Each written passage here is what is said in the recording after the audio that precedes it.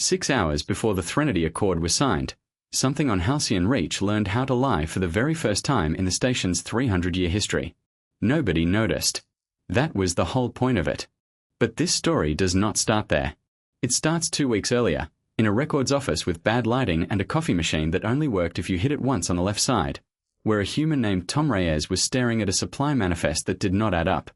Halcyon Reach was a mediation station, built into the hollow shell of a burned-out moon, orbiting a pair of dying orange stars. Nobody had bothered to name anything more poetic than Threnna A and Threnna B. It belonged to the Concord, a loose alliance of species who used the station as neutral ground to settle disputes before those disputes turned into wars. Its whole business was trust. Its whole product was peace, brokered in a place where nobody had a reason to bring a weapon, because nobody on the station had ever needed one before. The Ithran ran it. They were a tall, quiet species, pale grey-blue skin marked with a thin translucent band of tissue at the throat and temples that glowed faintly whenever they felt anything at all. Fear showed as a cold blue flicker, sharp and quick, like static. Joy came out gold, warm and slow. Anger burned a deep red that most Ithran found embarrassing to display in public, the way a human might feel embarrassed crying in a meeting. It wasn't a trick, and it wasn't makeup, and it wasn't something you could train away with discipline. It was biology, wired straight into the nervous system, and an Ithran could no more stop that glow than a human could stop their own heart from racing before a fight. Because of that glow, the Ithran had never needed to build a justice system around catching liars. There was nothing to catch. Nobody could hide what they felt, not even from themselves, and over the centuries their whole culture had grown up around that single fact. Treaties signed on eye contact alone. Courts that lasted minutes, because guilt or innocence showed up in real time on a defendant's own throat. Marriages that needed no vows, because a promise you couldn't fake wasn't really a promise at all. It was just a fact about the future, stated out loud. Which is exactly why Tom Reyes had a job on a station full of people who had never needed one like his. Humans, alone among every species the Concord had ever documented, could lie convincingly, effortlessly, sometimes even to themselves. And because they could lie, they had also spent 10,000 years learning to catch each other doing it. A raised shoulder held half a second too long. A pause before an answer that should have needed no pause at all.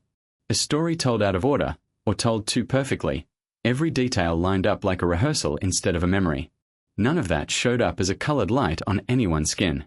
It showed up in the small, human-shaped cracks the Ithran had simply never had a reason to learn to look for, because for them, there had never been anything hiding underneath. Tom had been Halcyon Reach's veracity auditor for 6 years. He did not carry weapons, and he never had. He carried a notepad that was older than some of the junior diplomats, a bad attitude about small talk, a habit of asking one more question than anyone wanted him to, and an unfortunate reputation for being right at the worst possible moments. Right now, he was hunched over a data terminal in the records office, looking at a fuel and freight manifest for the Skarn delegation supply ship, and the numbers on it were lying to him in a very human way, not loudly, not all at once, but quietly, in the margins, the way a bad excuse always sounds fine until you read it twice. 3 shipments this quarter, he said out loud, to nobody, because talking to himself was a habit 6 years of solitary auditing had never quite cured, listed as station maintenance parts. And every single one weighs exactly what a mid-yield plasma charge weighs. Give or take the packing foam. He tapped the screen. That's not a coincidence. That's somebody rounding badly, on purpose, and hoping nobody with a reason to check ever will. A dockworker named Gil Ferro leaned in through the doorway with 2 cups of something that was technically tea. Gil had been on the station longer than Tom, ran freight logistics for the lower ring, and had exactly 0 patience for anything that smelled like Concord politics. "You're doing the thing again," Gil said. "What thing?" "The thing where you find something small and it ruins your whole week." "It's not small," Tom said, turning the screen so Gil could see it, though Gil clearly had no intention of actually reading it. "It's a shell contractor filing weapons weight cargo under a maintenance code. Time to land right before the biggest peace signing the station's ever hosted." "Could be nothing." "Could be. I've been wrong about smaller things." Tom rubbed his eyes. "But I've never once been wrong about a pattern that took 3 separate shipments to build, spread out just far enough apart that nobody doing a normal audit would ever line them up side by side. Somebody's patient. Somebody's careful. That's not how sloppy smuggling looks. That's how planned smuggling looks." He thought, not for the first time that week, about how strange it still felt to be the only human most people on Halcyon Reach had ever met. He'd arrived 6 years earlier as a junior translator's aide, barely qualified, hired mostly because the previous consul, Yeva's predecessor, had made a habit of keeping exactly one human on staff at all times, the way some administrators kept an emergency generator nobody expected to ever need. Nobody had asked Tom to catch lies. He'd simply been sitting in on a routine trade dispute in his second month, watching a Voss shipping agent recount a cargo loss with every honest gold green light his collar could produce, and had said, almost without meaning to, that the story was true but the order of events was backward, and that whatever had actually happened, the agent was telling it this way to protect somebody else in the room. He'd been right. It had taken 3 more incidents like it, spread out over a year, before the old consul quietly rewrote his contract and gave him a title nobody on the station had ever needed before. Tom had never fully understood why it unsettled people the way it did, until an Ithran clerk explained it to him once, gently, over a drink. It wasn't that he caught liars. It was that he proved lying was possible at all, in a way nobody wanted proven once they'd seen it done. He should have taken it straight to Consul Yeva Man. He almost did, twice, walking as far as the lift before turning back both times. The consul was 2 floors up, deep in her 3rd negotiating session of the week with the Skarn and the Voss delegations, and the last 3 occasions Tom had walked into one of those rooms with bad news, it had cost her something, dignity, mostly, in front of Concord elders who already whispered that a consul this young shouldn't have been given the chair in the first place. So Tom did what he always did when he wasn't sure. He waited 1 more day to be certain, and wrote himself a note instead, in the same battered notepad he'd carried for 6 years. Check the manifest again before the signing. Don't sit on this past next week. He did not know yet that he would not be the one checking it. The consul's office had a wide window that looked out over the twin orange stars, and Yeva Man stood at it the way people stand at windows when they are rehearsing something difficult and don't want to watch the other person's face while they say it. She was young for the post. The Concord Council had chosen her by open examination, the first time in 4 generations that Halcyon Reach had not simply passed its consulship down a bloodline, and every elder on that council had an opinion about it, most of them quiet, some of them not. She had spent 11 months since her appointment trying to prove the exam had been right about her. Not to the council. To herself, mostly, though she would not have admitted that out loud even under the Aura cast's steadiest reading. The Threnody Accord was going to be the proof. 53 years of border war between the Skarn and the Voss, fought over a shared reef neither species could actually live without, ending on her watch, in her station, under her name, in front of every elder who still remembered her predecessor and compared her to him daily, whether they meant to or not. She was not going to let a human with a notepad wreck it 2 days before signing. "You embarrass me in front of Chancellor Odell," she said, without turning around, watching the stars instead of him. "You told a room full of Concord elders that the Voss envoy was, and I am using your exact word here, Tom, performing his grief over the reef massacre. In front of the Voss envoy. In front of Odell, who has spent 2 decades building the station's reputation for exactly the kind of calm, careful diplomacy you just undermined in 11 seconds. He was performing it, Tom said, from the chair he had not been invited to sit in, and had sat in anyway. Doesn't mean the grief underneath isn't real. Means somebody coached him on exactly how to show that grief for maximum effect in that specific room, in front of that specific audience. There's a difference, Consul, and it matters more than you want it to right now." His aura was gold blue the entire time. Sorrow, straight and clean. Every Ithran in that room read it the same way I did. I never said the light was fake. I said the moment was managed. Somebody told him when to let it show, and how long to hold it, and which part of the room to be looking at while he did. That's not a lie the way you understand the word. It's a lie the way I understand it. I explained the difference to you twice already, in that same meeting, and you asked me to leave before I got to the 3rd time. She turned around now. Her temple band was a hard, steady red, and she let him see it, which was unusual for her. Most Ithran turned away when anger ran that strong, out of a kind of instinctive courtesy, the way a human might lower their voice instead of shout. She didn't turn away. "Chancellor Odell has offered the station a full aura cast verification network," she said. "Biometric collar scanners on every delegate, cross-referenced against a central ledger in real time, logged, auditable, defensible in front of any Concord tribunal that ever questions this station's judgment again. It requires no human interpretation. No opinions. No moods. It does not require me to apologize to a war-weary species because my own staff decided their sadness looked rehearsed to him. Tom set the manifest folder down on her desk without opening it. He'd decided, somewhere in the last 30 seconds, that this was not the moment for it. She wasn't going to read it today. Not with her band burning that particular red. Your contract with this station is terminated. Effective immediately, Yeva said. The words came out clipped, rehearsed, exactly as carefully arranged as anything Tom had ever accused a diplomat of staging, though he did not point that out. Severance is generous. Full pension, transit to any colony you choose, a formal commendation on your record for 6 years of service. You will want for nothing. Tom nodded slowly. He didn't argue. Arguing with an Ithran mid-decision rarely worked. They didn't second-guess themselves out loud the way humans did, because for them, doubt showed up as its own visible color, and admitting doubt in front of a subordinate, even a fired one, felt to most Ithran like standing in a room and undressing in front of strangers. He reached into his jacket instead, and set a small brass chronometer on her desk. Old-fashioned, the kind with actual hands instead of a display, a worn leather strap gone soft with age. It looked like a keepsake. It was not, quite, only that. Keep this on your wrist, he said. Not in a drawer. Not on a shelf where it looks nice and does nothing. If you're ever in a room where every light in it is telling you the truth, and something still feels wrong anyway, press the stem twice. It'll reach me, wherever I am, however far I've drifted off this station by then. It's not tied into anything of yours or the station's. Nobody can trace it or jam it or find it who isn't already looking, because nobody's looked for something this simple in 300 years. I have Aura cast now, Tom. Aura cast reads a signal, he said, standing, straightening his jacket. It's very good at that. It doesn't ask why the signal is there, or whether the thing generating it can be tampered with, because in 300 years nobody on this station has ever needed to ask that question. That's the one thing I actually did for this place that you can't buy from Chancellor Odell in a nice metal box with a warranty. He gave her the same short, formal nod he always gave, the one she had once, in a lighter mood, teased him for practicing in a mirror, and walked out. The office doors closed behind him with a soft hydraulic sigh, and for the first time in 11 months, Yeva Man was completely alone with her own decisions, in a room that suddenly felt larger than it had 5 minutes earlier.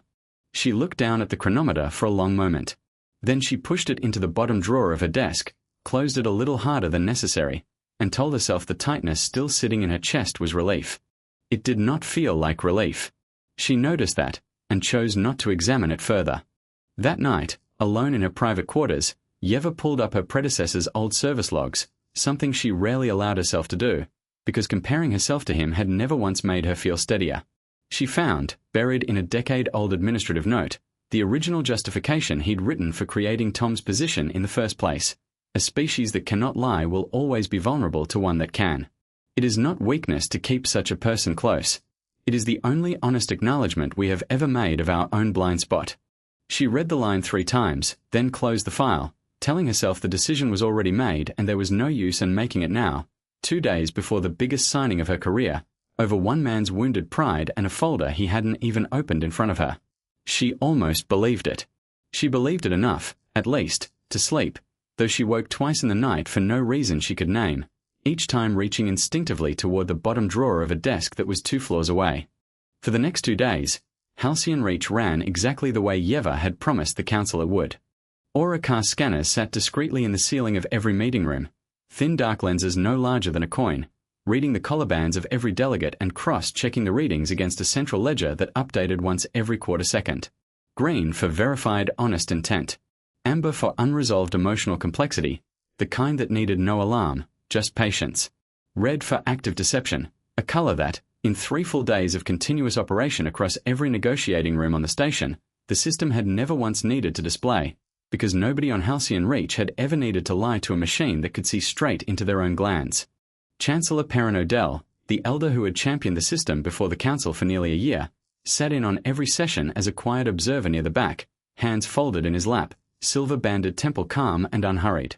He was old even by Ithran standards, old enough to remember Yeva's predecessor personally, old enough that most of the junior staff addressed him with the kind of automatic deference usually reserved for furniture that had simply always been there. "You look lighter," he told Yeva, during a recess on the second day, the 2 of them watching the Skarn and Voss delegations mingle over shared refreshments in the atrium 2 levels below. Kess Arden, the Skarn High Envoy, was laughing at something the Voss envoy Thessa Wren had said, an easy, unguarded laugh that would have been unthinkable between their two peoples a year earlier. Freer. Reyes was a fine auditor in his time, consul, I won't pretend otherwise. But his time was before we had instruments that could do the work without the friction. You're not managing his opinions anymore. You're managing a piece, unfiltered. The Voss envoy asked me this morning whether the human was ill, Yeva said. I told him Tom retired. He seemed relieved to hear it. Said Tom's questions used to keep him up at night, going back over every answer he'd given, wondering what he'd missed. Everyone will feel that relief, in time, Perrin said, watching the atrium with something that looked, to Yeva, like genuine warmth. A man who spends his whole career assuming people are hiding something tends to leave a room feeling accused, even when he says nothing at all. Even when he's right about nothing at all. You've let this station breathe again, Consul. That is not a small thing to have done in 11 months. She wanted to believe that, and for 2 full days, she let herself. It was easy to, in a way she hadn't expected. Without Tom trailing every session with his notepad and his careful, unhurried questions, the negotiating rooms felt lighter, faster, less like a courtroom and more like the kind of diplomacy she'd studied in the Concord Academy, all clean lines and mutual respect. Delegates who had once chosen their words with visible caution, aware that a human auditor was weighing every pause, now spoke more freely, more warmly, and Yeva told herself that warmth was progress, not simply the absence of scrutiny. On the morning of the second day, she found herself alone with Perrin in the small anteroom behind the main negotiating hall, waiting for the delegations to reassemble after a recess. He was studying a data slate, unhurried as ever, and did not look up right away. May I ask you something, Consul, he said eventually, that I would not have asked while Reyes was still on staff? Of course. Do you ever wonder whether his particular gift was less about honesty, and more about making the rest of us feel as though we owed him something for finding it? A man who built his entire value around suspicion will always find something to be suspicious of. It is, in its own way, a kind of job security. Yeva considered that longer than she meant to. He was rarely wrong, she said finally. Rarely is not never, Perrin said, setting the slate down, meeting her eyes with an expression of mild, genuine seeming concern. And a man who is rarely wrong, in a role built entirely around finding fault, can do a great deal of damage in a narrow space where he happens to be right. I only wonder whether this station has spent 6 years mistaking his caution for wisdom, when it may simply have been the shape his own doubt took, projected onto everyone around him. It was, Yeva would later realize, exactly the kind of sentence built to sound wise without saying anything that could ever be checked against a fact. At the time, standing in the quiet anteroom with 2 days of clean, easy diplomacy behind her, it simply sounded like relief-given words, and she let it settle into her the way water settles into dry ground, without noticing how much of it she was absorbing. The Threnody Accord's language was finished. The Skarn High Envoy, Kess Arden, sharp-eyed, quick-tempered by reputation, though Yeva had found her surprisingly patient in negotiation, had personally verified every clause against her own aura, standing alone in front of the aura-cast reader and holding a steady, satisfied gold for 11 full minutes while she read the treaty aloud, clause by clause, the longest unbroken verification in the station's recorded history. The Voss envoy, Thessa Wren, older and more deliberate, had done the same the day before, taking nearly twice as long, pausing over each line the way Voss custom demanded, weighing every word against 53 years of grief before letting it stand. It looked, by every measure the Ithran had ever trusted, like the safest piece ever built on Halcyon Reach. In the atrium that evening, Yeva found herself standing near the edge of the gathering, watching Kess and Thessa share a drink neither species would have offered the other a year before, and felt something unclench in her chest that had been tight since the day of her appointment. She thought, briefly, of the chronometer sitting in her desk drawer, and of Tom's flat, unimpressed voice telling her that Aura Cast read a signal but never asked why the signal was there. It was a strange thing to remember, in a room full of gold light and easy laughter. She put the thought away and went back to the reception, because nobody, in 300 years, had ever needed to ask that particular question, and it did not occur to her, not yet, that this might be exactly the reason someone finally could. Kess Arden had not slept well in 53 years, not really. Every Skarn envoy since the Reef Massacre had carried the same low, permanent static under their feathers, the kind of vigilance that never fully switched off even in peacetime, because peacetime, for the Skarn, had always eventually turned back into something else. She found Thessa Wren on the observation deck 2 nights before the signing, long after the day session had ended, standing at the transglass with the particular Voss stillness that Kess had spent a month learning not to mistake for coldness. "You come here every night," Kess said, joining her at the rail, careful to keep the polite distance both species preferred. "The water moves differently here," Thessa said, nodding toward the dim shape of the station's recycled reservoir, visible far below through an access shaft. "Not like our reef. But it moves. I find it easier to think near something that moves." "I used to think your people were incapable of anger," Kess admitted. 53 years, and I never once saw a Voss delegate raise their voice. We took that as weakness." "We took your temper as proof you'd never actually wanted peace," Thessa said, without heat. "A people who shout, we assumed, were people building an excuse to keep fighting. It took me the better part of this month to understand that your shouting was simply how loudly your grief needed to be heard before it would let you listen to anything else." Kess was quiet for a moment, watching the dark water shift below them. "My aunt died on that reef," she said finally. "I was young enough that I don't remember her voice anymore, only that she used to braid feathers into my crest before diplomatic functions, and that she never came back from a third border skirmish. I have hated the shape of your ships in the dark my whole life, Thessa. I did not expect to stand next to one of your envoys and feel nothing but tired." "My brother's mate did not come back from the fourth," Thessa said. "I have spent 30 years believing the Skarn incapable of remorse, because your grief always looked, to my eyes, like anger instead. I think we have each been reading the wrong color on each other the entire war." It was the kind of conversation neither would have reported to an Aura cast ledger, because it required no verification. Both of them knew it was true the moment it was said, the old-fashioned way, without a scanner in the ceiling confirming it for them. "I want this to hold," Kess said. "Not for the Council. Not for the treaty language. I am tired of hating the shape of your ships." "Then let us make certain it holds," Thessa said, "and worry less about whether the machine upstairs agrees with us." Neither of them noticed, that night or the next, the quiet Skarn attaché standing 3 seats behind Kess during formal sessions, a young officer named Vel who had joined the delegation only 2 months earlier, replacing a translator who had, according to the personnel file nobody had thought to double-check, requested a sudden and unremarkable transfer to a border outpost. Vel said little in council. He smiled at the right moments, glowed the expected shades of respectful attention, and carried, beneath his collar band, a small subdermal node that had cost Chancellor Perrin-Odell 11 months and a considerable fortune to acquire from a black market fabricator 3 systems away, a device built for exactly one purpose, tested for the very first time under real pressure on the day it would matter most. Tom Reyes did not retire. He rented a narrow room above a noodle stall in the lower ring of the station, the part of Halcyon Reach where dockworkers and freight handlers drank and complained and, occasionally, said things worth remembering. He kept his severance in an account he didn't touch, because spending it would have meant admitting the job was really over, and some stubborn part of him had never quite believed that, no matter how many times he replayed the conversation in the consul's office. He also kept a copy of that supply manifest. 3 shipments. Weight matched to plasma charges, filed under a requisition code that, when Tom finally ran it down 2 nights after his dismissal, hunched over a borrowed terminal in the back of Gil Ferro's noodle stall with 2 cold bowls going untouched between them, traced back not to the Skarn delegation at all, and not to the Voss either. It traced back to a shell logistics contractor called Ferro Logistics Concern. And Ferro's licensing signature, buried 3 registration layers down, past 2 holding companies and 1 dormant shipping guild membership that hadn't filed paperwork in a decade, belonged to Chancellor Perrin-Odell. Tom sat back from the terminal for a long moment, turning that over in the dim light of the stall, the smell of broth and ginger doing nothing to settle the cold feeling that had started somewhere under his ribs. "You've gone quiet," Gil said, refilling both cups without being asked. "That's worse than the talking." An elder who spent 2 decades building himself up as this station's calm, patient voice of reason, Tom said slowly, who personally lobbied the council, for the better part of a year, for the exact technology that just replaced my job.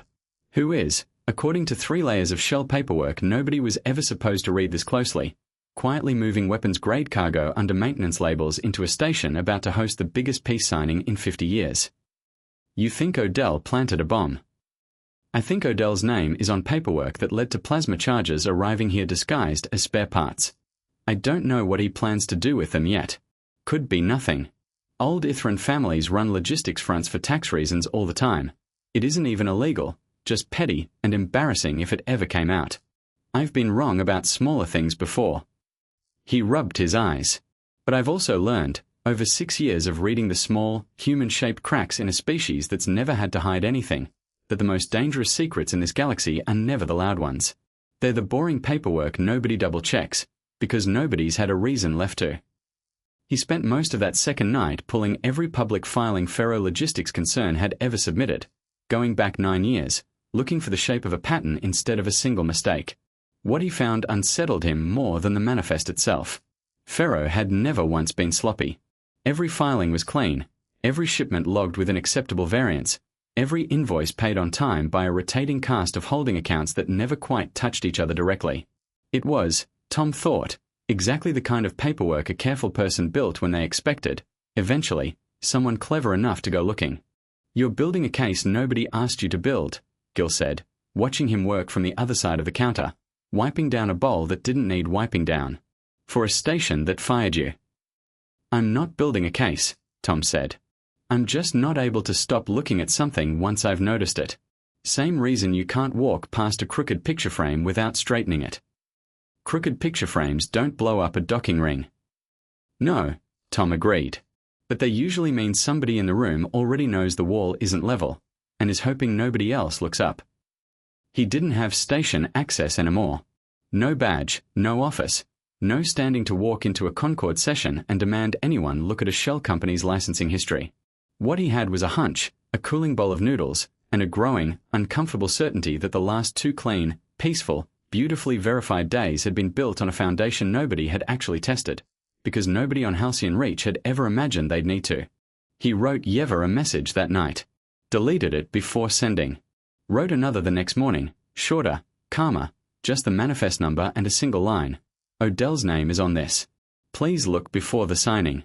He stared at it for 10 minutes, thumb over the send key, and then deleted that one too, because the last 3 times he'd walked into her office with bad news, it had cost her something in front of the council, and he was no longer sure he had the standing left to make her pay that price again on nothing but a shell company's paperwork and a bad feeling. He told himself, some nights, that this was simply what retirement looked like for a man who'd never had much else. Other nights, lying awake above the noodle stall listening to the station's recycled air cycle through the vents, he admitted to himself that it wasn't retirement at all. It was the same job, minus the badge, minus the office, minus anyone required to listen to him, and that the only thing that had actually changed was how much it would cost him personally to be wrong.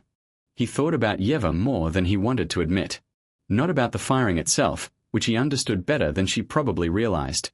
A young consul under that much scrutiny couldn't afford to be seen protecting a human's hurt feelings over a peace treaty 53 years in the making. What stayed with him was the way she'd looked at the chronometer before putting it in the drawer, that half-second of hesitation before she'd chosen to disbelieve her own instincts in favor of a cleaner, more defensible decision. He'd seen that same look on 100 faces over 6 years, in 100 different negotiating rooms. It never meant someone was certain. It only ever meant someone had decided certainty was a luxury they couldn't afford to keep looking for. Instead, he kept watching the shipping logs from Gil's back room, because it was the only part of the job nobody had actually been able to fire him from. The Threnody Accord was signed in the Halcyon Reach Amphitheater, a wide, bowl-shaped hall built 3 centuries earlier to hold every delegation, every elder, and every observer who wanted to witness a war end in front of witnesses who could not, by their own biology, be lied to. Yeva stood at the center dais, the Accord scroll open on a lectern of pale station stone, Kess Arden and Thessa Wren flanking her on either side, the delegations arranged in careful mirrored blocks behind them, scarn-feathered crests catching the overhead light on one side, Voss delegates in their damp-sheened formal robes on the other, 53 years of mutual distrust folded, for one afternoon, into rows of quiet, watchful attention.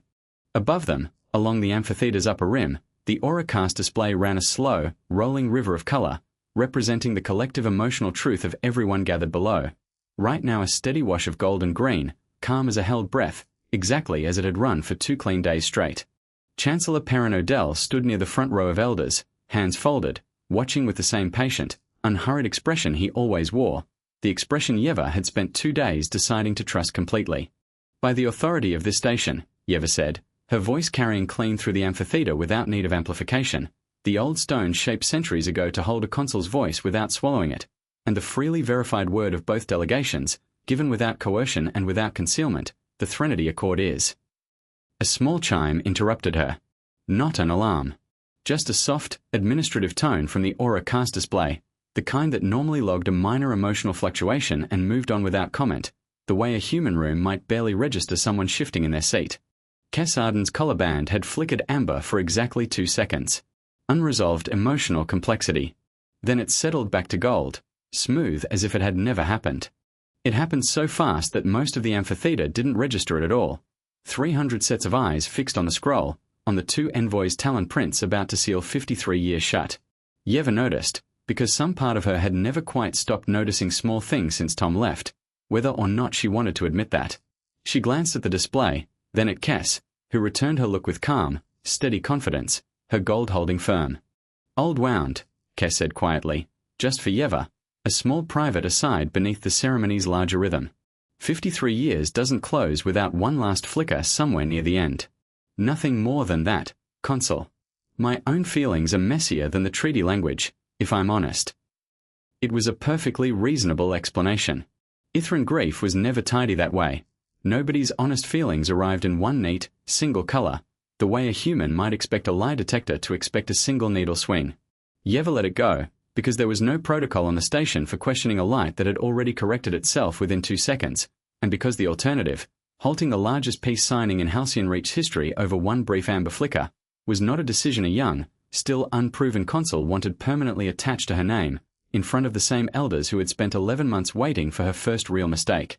For a moment, Yeva let her eyes travel the amphitheater, the Skarn delegation's feathered crests catching the light in restless little shifts of color, the Voss delegation utterly motionless in the way their people reserve for moments of true significance, the elders in the front row with their bands glowing every shade of quiet approval, and Perrin Odell among them, calm as still water, nodding faintly as though the whole ceremony were unfolding exactly according to some private timetable. Only he could see. She thought, briefly and without quite knowing why, of her predecessor, who had held this same dais for 30 years and never once faced a crisis this large, and wondered whether he would have paused longer over that amber flicker than she just had. She continued the ceremony. The scroll was signed. Kes Arden pressed her talon print to the treaty seal first, deliberately, holding the contact a beat longer than the ritual strictly required.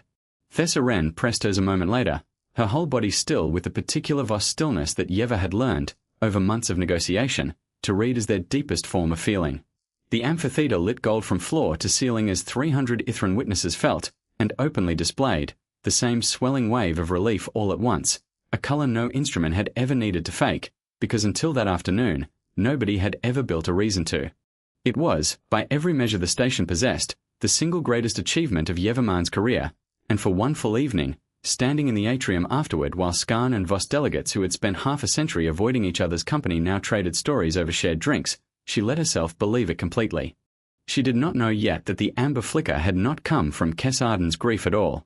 It had come from the exact half-second lag of a subdermal mimic node, buried under the collar band of a Skarn attaché standing 3 seats behind the envoy, a device built, patiently and expensively, to project a false honest signal onto a body that had stopped, weeks earlier, feeling anything close to what it displayed.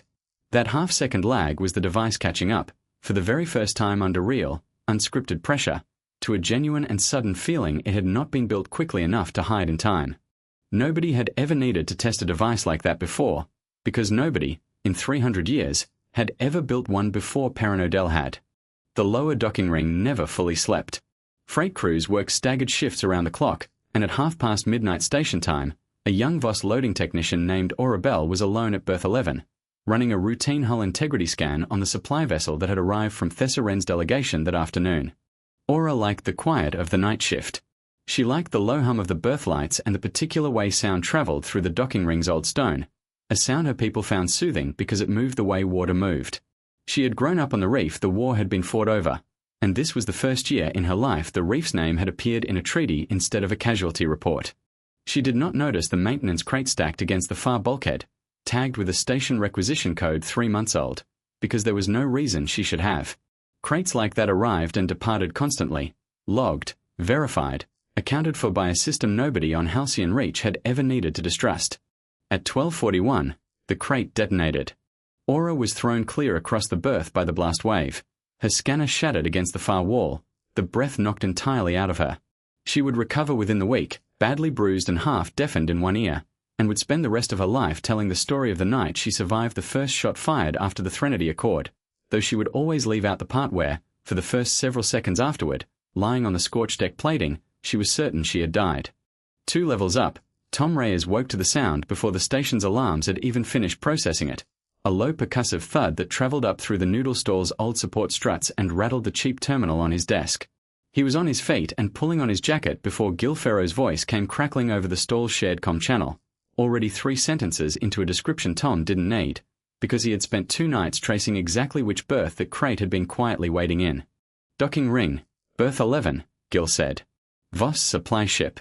Nobody's saying it out loud yet, Tom, but everybody's already saying it in the way they're not saying it. I know whose crate that was, Tom said, already moving.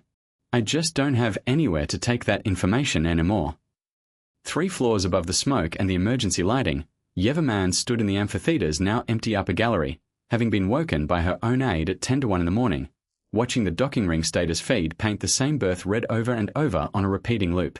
Cass Arden arrived within minutes, feathers raised in the particular display Yeva had never once seen from her across a month of careful, patient negotiation, demanding to know why a Voss vessel had been allowed to dock in a berth adjacent to unsecured maintenance cargo at all.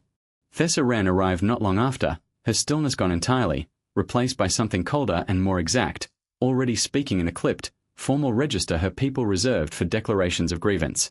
Neither envoy raised their voice at the other. That, Yeva would think later, was almost worse. 53 years of war had taught both delegations exactly how to be quietly, precisely furious without ever losing the composure the moment demanded, and by the time the sun lamps along the docking ring ceiling cycled up to simulate morning, both delegations had recalled their senior staff to secured quarters, and the Auracast ledger, still running exactly as designed, logged nothing but honest, verified anger on every side, because every color it displayed that night was, in fact, entirely true.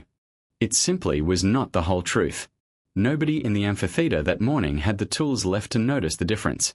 Aura Bell woke in the station's small medical ward an hour before dawn, her ears still ringing, a Voss medic checking the bruising along her ribs with slow, careful hands. She kept asking the same question, over and over, in the particular flat repetition of someone still deciding whether the thing they'd survived was real. Was it the scan, she asked. Everyone keeps saying it was the scan.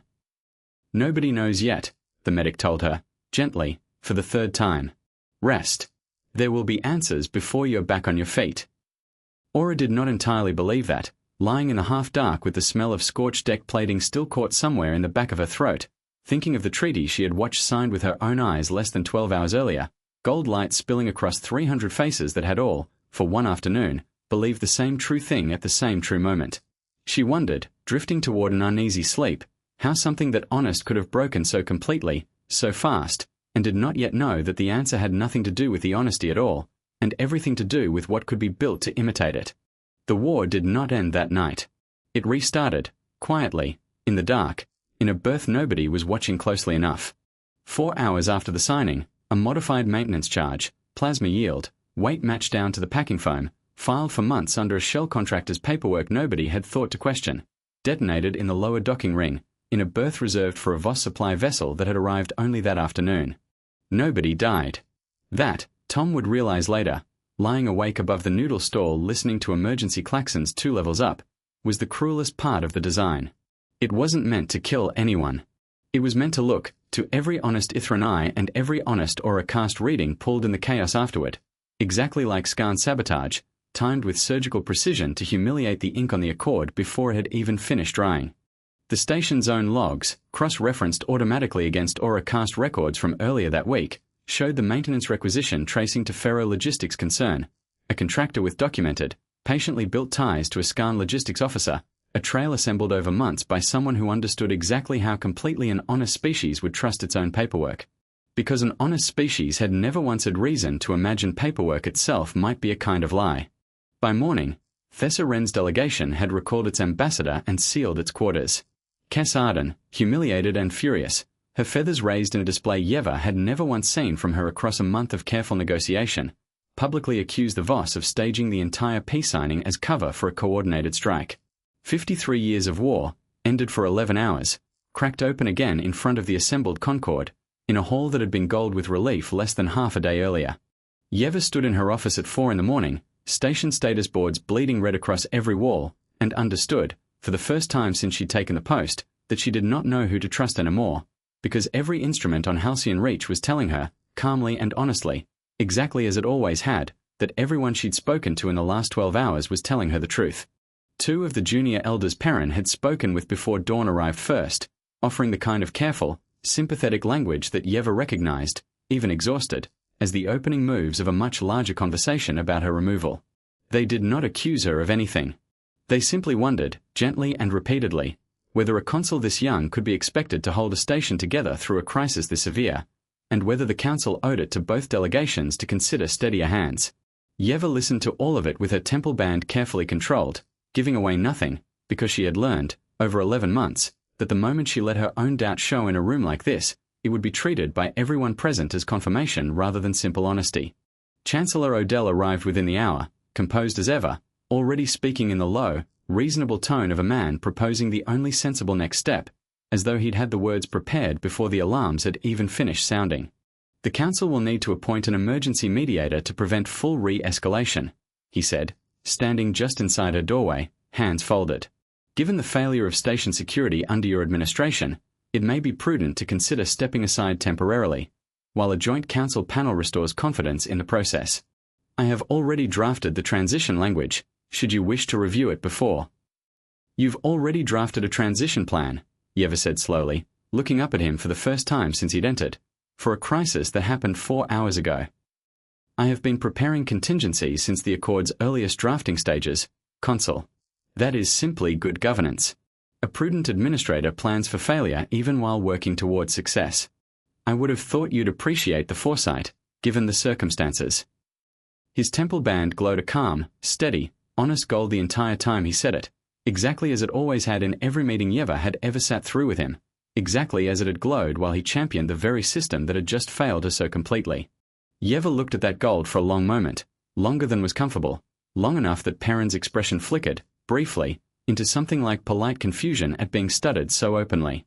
Then she looked down at her own wrist, at the plain brass chronometer she had, out of some habit she still hadn't fully examined, taken back out of the bottom desk drawer 3 days earlier and started wearing again without quite deciding to. Down in the council annex, 3 floors below her office, Perrin had already spent the hour before dawn speaking quietly with 2 junior elders who owed him favors old enough that neither of them remembered exactly how they'd been earned. He had not asked them to vote against Yeva. He had only, gently, wondered aloud whether the council had been wise to entrust so historic a treaty to a consul untested by any real crisis, and let the 2 elders arrive at the rest of the thought on their own, the way a patient gardener lets a vine find its own way to a trellis instead of forcing it there by hand. Both elders had left the conversation glowing an honest, troubled blue, because the doubt he'd planted in them was entirely real. He had simply chosen, with great care, exactly which true feeling to grow.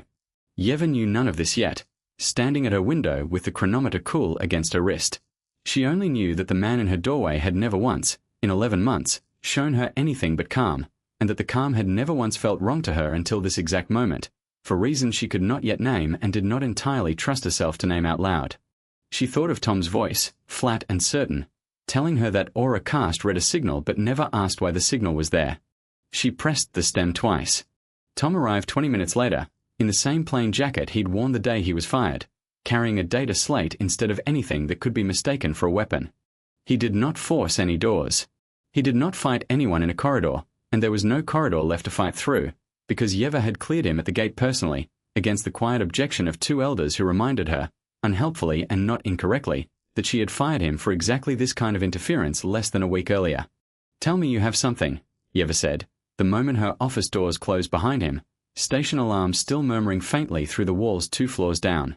"I have a shipping manifest 3 shell companies deep," Tom said, setting the slate on her desk and pulling up the trail with the ease of a man who'd spent 2 sleepless nights building it.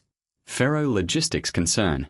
Licensing signature buried under 2 dormant holding companies and a shipping guild membership nobody's filed paperwork for in 10 years. It leads to Odell.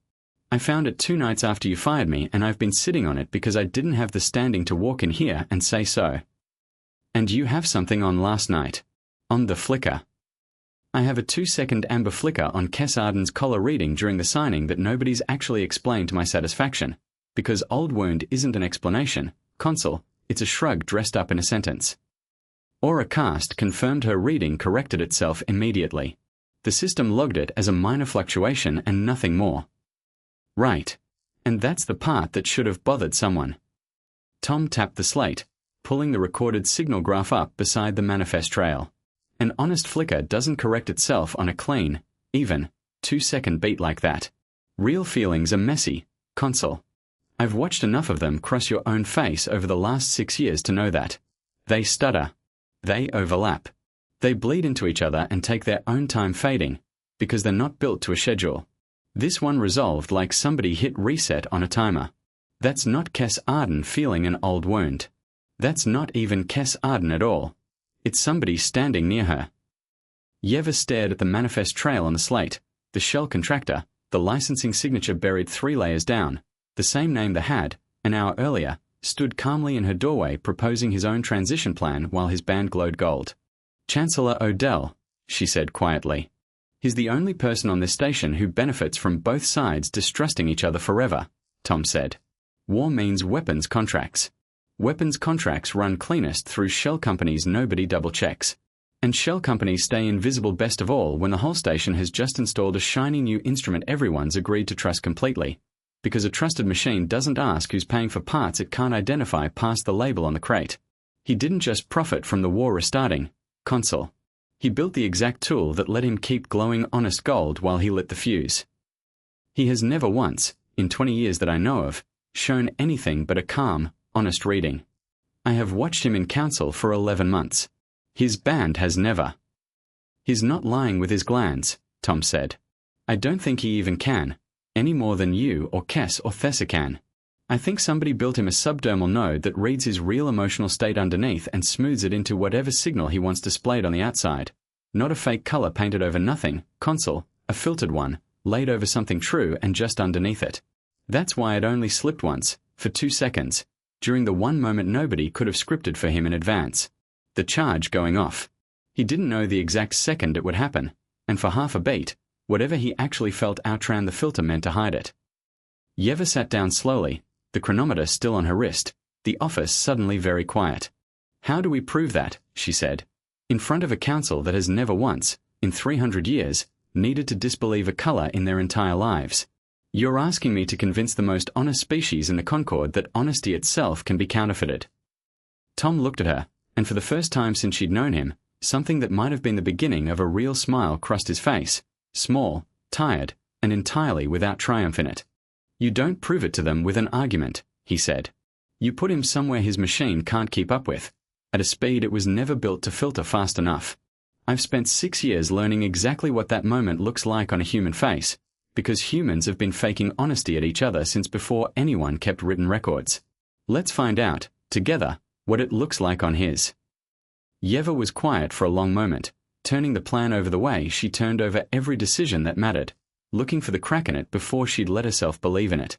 If you're wrong, she said, I will have publicly accused a sitting chancellor of treason, on live or a cast, in front of both delegations, 4 hours after a bombing neither side has stopped blaming the other 4. There will be no recovering from that. Not for the Accord. Not for this station. Not for either of us. I know. You don't sound worried. I've been wrong before, Tom said. Small things, mostly. Never anything with this many layers to it, and never anything I'd built 2 nights of shipping logs and a lifetime of reading tells around. That's not the same as certainty. But it's the only thing I've got that's better than trusting a light that's already been fooled once. He met her eyes, steady. You don't have to do this because I'm asking. You have to decide whether you trust what you saw on that manifest as much as you trusted or a cast 3 days ago. That's the whole choice, Consul. I can't make it smaller than that for you.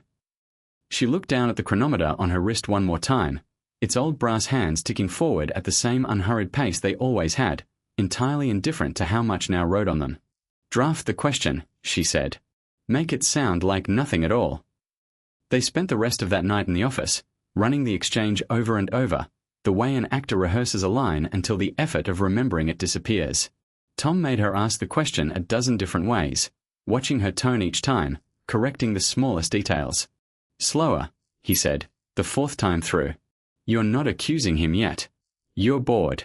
You're a consul doing paperwork at the worst possible hour, and this is the least interesting question you've asked all week. I don't feel bored, Yeva said. I feel like I might be ending my own career in 4 hours. I know.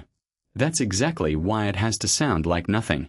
The moment he hears a real question in your voice, he's had 2 decades of practice answering real questions calmly. What he hasn't practiced is answering a boring one at speed, because nobody's ever had a reason to ask him a boring one about this before. She tried it again, flatter this time, almost disinterested, and Tom nodded slowly. That's the one, he said. Sleep if you can. I doubt either of us will. Neither of them did. The reconvened session was Yeva's idea, and Chancellor Perrin Odell walked into it expecting to chair the beginning of her removal. The amphitheater was smaller this time, just the elders, the 2 delegations, and a single aura cast display running live above the dais, feeding every collar in the room to a public ledger visible to anyone watching. Perrin took his seat near the front, calm, patient, already composing in his head the opening lines of a transition speech he had clearly been refining since 4 in the morning. Yeva did not open with an accusation. She opened with a question, plain and almost bored in tone, the kind Tom had spent one long, tense-hour night before drilling into her, sentence by sentence, until the boredom in her voice sounded entirely real. Chancellor, she said, standing at the same dais where the accord had been signed less than 2 days earlier, the shell contractor whose maintenance charges detonated in the lower docking ring last night, Ferro Logistics concern, how long have you personally held its licensing signature? It was not phrased as an accusation. It was a records question, plain and administrative, the kind any consul might ask about any vendor during a routine audit, and it required, from a fully honest Ithran, nothing more difficult than a calm, factual answer given without hesitation, because for an Ithran, hesitation itself was a kind of confession. Perrin's collarband held a smooth, even gold for exactly 1 full second, precisely as it always had. Then, for a fraction of a second no untrained eye in that amphitheater would have caught, a flicker of hard red underneath the gold, gone almost before it fully began, the honest signal outrunning its own filter for just long enough to leak through the seams, before settling back, smooth as glass, to its practiced, patient shade. Tom, standing quietly at the base of the dais where Yeva had insisted, over 2 elders' objections, that he be allowed to stand, said nothing at all. He didn't need to. He simply looked up at Yeva and gave her the smallest possible nod, the kind meant for one person in a crowded room. For a moment, nobody in the amphitheater reacted at all. 300 years of watching honest gold had trained every Ithran present to see exactly that and nothing else, the way a person who has never learned to read music can stare at a page full of it and see only decoration. Cass Arden leaned forward slightly in her seat, unsure what she'd just watched. Thessa Wren went very still, in the particular Voss way that meant she was reordering something in her mind faster than she could yet speak. Only Yeva and Tom had been watching for the flicker specifically, at the exact second it would need to happen, because only they had spent the night before rehearsing precisely how long a real, unscripted answer should take an honest Ithran to give. There it is, Yeva said, to the whole amphitheater, her voice steady in a way she had not entirely expected of herself. 1 second of truth, Chancellor, underneath however many years you've spent learning to bury it. Perrin Odell's composure did not break all at once. It broke the way ice breaks on a lake nobody had ever bothered to test the depth of, slowly, and then altogether, the moment enough weight finally landed in one place. He began an answer, stopped, started again on a different footing entirely, and every second he spent constructing a defense in real time, the display above him ran a color no Ithran in 300 years had ever needed a word for in public before, dishonest gold, caught mid-performance, flickering red at every seam a filter could no longer quite hold shut. He was escorted from the amphitheater by station security less than 4 minutes later, still speaking, his voice trailing off into the corridor. Behind him, the amphitheater did not erupt the way a human courtroom might have. It went quiet instead, 300 Ithran witnesses sitting with the particular stunned stillness of a people confronting, for the first time in their species' history, the plain fact that the light on someone's own throat could be made to say something untrue. Cass Arden was the first to speak, rising from her seat, her feathers settling slowly back into place. We built this entire station on the assumption that nothing needed guarding, she said, to the room as much as to Yeva. I do not know whether to be grateful that assumption finally failed somewhere survivable, or frightened that it took this long to fail at all. Both, probably, Thessa said quietly, beside her. Both is usually correct. The Ferro Logistics Trail, once the elders finally knew to look for it instead of simply trust it, took less than a day to unravel completely. Decades of arms contracts running quietly to both sides of the Skanvos War, kept alive not by hatred between two peoples who had, it turned out, been ready to stop fighting years earlier, but by one very patient man who had understood, long before anyone else on Halcyon Reach, that a society built entirely on trusting its own honesty had never once thought to guard against someone learning how to fake it. The attaché named Vel was found 2 days later, quietly confined to his quarters, his own collar band burning a genuine, unfiltered blue-white terror the moment station security removed the mimic node from beneath it, the first honest thing his body had displayed in months. The Threnody Accord was re-signed 3 days later, quietly, without ceremony this time, because Kes Arden and Thessa Wren had both decided, independently and without consulting each other first, that this particular piece deserved less spectacle and a great deal more certainty. Yeva stood at the same worn stone dais, wearing the same plain brass chronometer openly on her wrist, no longer hidden in any drawer. Tom stood beside her this time, not behind her, and not as anyone's bodyguard. As the station's newly reinstated, formally recognized chief auditor of verified intent, a title the council had argued over for 2 full hours before finally admitting, out loud and on the record, that no instrument on Halcyon Reach, however elegant, could do what one careful, skeptical human had always been able to do for the cost of a modest salary and a bad attitude about small talk. You could have stayed retired, Yeva said quietly, as the amphitheater slowly emptied around them, delegates filing out in mixed groups that would have been unthinkable a year ago. I could have, Tom agreed. Never quite believed it myself, though. Some part of me kept the noodle stall's terminal logged into the station's public shipping registry the whole time, just in case. I almost didn't keep the watch. I know, he said, without any particular weight to it, just a fact stated plainly, the way he stated most things. That's usually how it goes, right up until the moment it isn't. Kes Arden and Thessa Wren left the second signing together, still talking, in the easy, unguarded way Yeva had first noticed on the observation deck days before the reef's name had appeared in a treaty instead of a casualty report. Aura Bell returned to light duty on the docking ring a week later, her hearing mostly restored, and would tell anyone who asked that the strangest part of surviving the first attack after the peace wasn't the blast itself, but learning afterward that the honest gold light she'd trusted her whole life had needed a human, of all people, to explain what it had actually been hiding. Somewhere above them, the Auracast display ran a slow, honest gold, exactly as it always had, exactly as it would keep running long after this story was told. The only real difference now was that someone was finally watching it who understood the light had never been the whole truth by itself. It had only ever been the part of the truth nobody had thought to question, until the day someone learned how to fake it, and a species that had never once needed to doubt anything in 300 years finally learned, in the space of 2 seconds, exactly why doubt had existed at all.